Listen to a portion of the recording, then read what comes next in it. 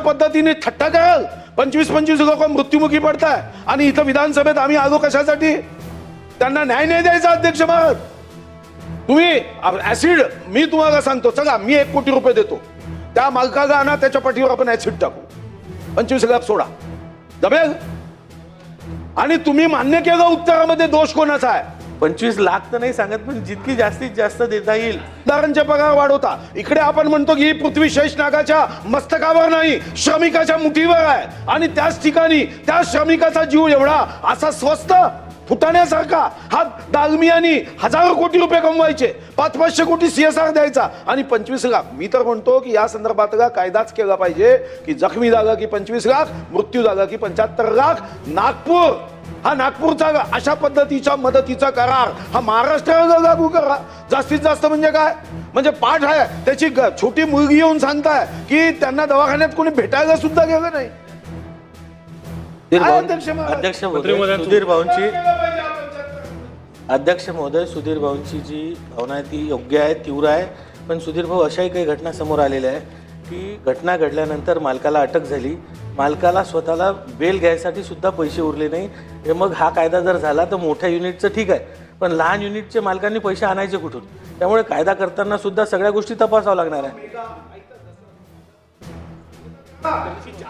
मी तेच सांगतोय ना भाऊ शीट मध्ये प्रॉफिट आहे त्यालाही तुम्ही 25-75 करणार नाही असं तर होणार नाही. नगरसेवकांना एक पगार आमदारांना दुसरा पगार असं करतोच ना आपण काय आमदारांचा पगार नगरसेवकांना देतोय का? सरपंचांना देतोय का? तेही तर लोकशाहीच्या शृंखलेमध्ये महत्वाचे आहे. तसं उद्योग क्षेत्रात समानता करू नका ना. एखादा BPL असेल फाटके कपडे घालत असेल ठीक आहे पण स्वतः सूट बूट शू शिवाय फिरायचं नाही महागडे आणि त्यांनी 25 लाख रुपये द्यायचे नाही. तर तुम्ही यामध्ये जास्तीत जास्त उत्तर देऊ नका.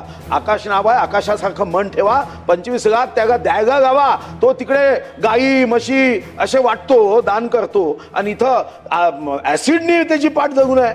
भेटायला सुद्धा गेले नाही त्याचे HR वगैरे असं कसं उत्तर देतात? अध्यक्ष महोदय निश्चित सुधीर भाऊंनी म्हटल्याप्रमाणे आम्ही व्यवस्थापनाला जास्तीत जास्त अध्यक्ष महोदय मंत्री महोदयांचं उत्तर तरी पूर्ण होऊ द्या.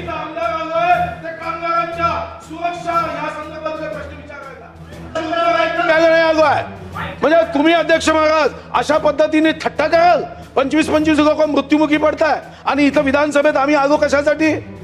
त्यांना न्याय नाही द्यायचा अध्यक्ष महाराज. तुम्ही ऍसिड मी तुम्हाला सांगतो चला मी 1 कोटी रुपये देतो त्या मालकाला आणा त्याच्या पाठीवर आपण ऍसिड टाकू 25 लाख सोडा जमेल. आणि तुम्ही मान्य केलं उत्तरामध्ये दोष कोणाचा आहे? त्या कामगारांचा दोष नाही. ते तर बिचारे तिथून आदिवासी समाजाचे 2 लोक आहे. राष्ट्रपती आमच्या आदिवासी भगिनी आहे. अध्यक्ष महाराज हे आमच्यासाठी धोक्याची घंटा आहे. धोक्याची घंटा आहे. दोन्ही आदिवासी काय चूक आहे अध्यक्ष महाराज? अरे तुम्ही 25 लाख रुपये तर द्यावेच लागतील बाकी तर मग नंतर आहे प्रश्न.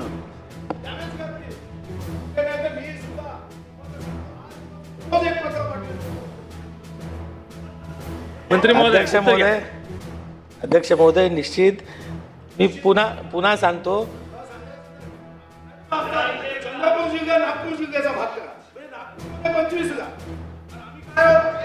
सुधीर भाऊ आपण माझ्यापेक्षा अनुभवी आहे. आमचं जेवढं आयुष्य आहे तेवढा तुमचा अनुभव आहे आणि मी तेच मी तेच सांगतोय की कायद्याने जेवढं मदत करता येते ती ऐकून तर घेऊया. मी सांगतोय ना सुधीर भाऊ बोलू द्या. सरकारचं म्हणणं ऐकून घेऊया मग आपण मी अनुभवी आहे त्यांचा अनुभव थोडा कमी आहे म्हणून मी एकदम ट्रेन करण्याचा प्रयत्न करतोय. त्यांना ट्रेन करण्याचा प्रयत्न करतोय की मंत्रीपद आहे मी अनुभव आहे 1 दिवस जाणार आहे त्यांचंही जाणार आहे माझंही गेलं. मग कमीत कमी काही पुण्य कमवण्याची संधी कारण त्यांना दिली पाहिजे. आपलं एकदम सहकारी आहे. आता ते पुण्य कमवणार नाही तर पुढे काय होईल? म्हणून आणि काय दागमिया कोण कशा घाबरायचं आहे का? त्या दागमियाला उद्योगपतीला घाबरण्यासाठी आपण थोडी आलो इथं सभागृहात.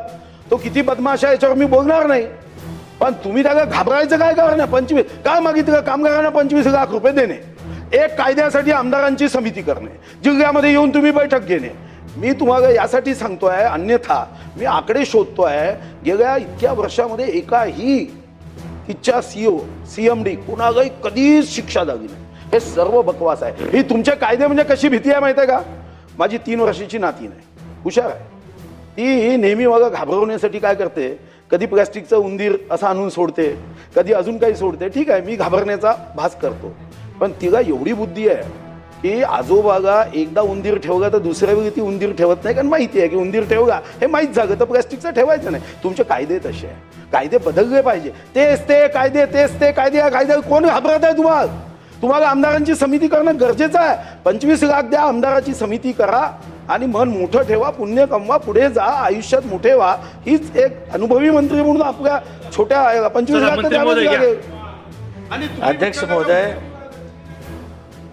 अध्यक्ष महोदय, आदरणीय सुधीर भाऊंचा अनुभवातनं आम्ही शिकतोच आहे.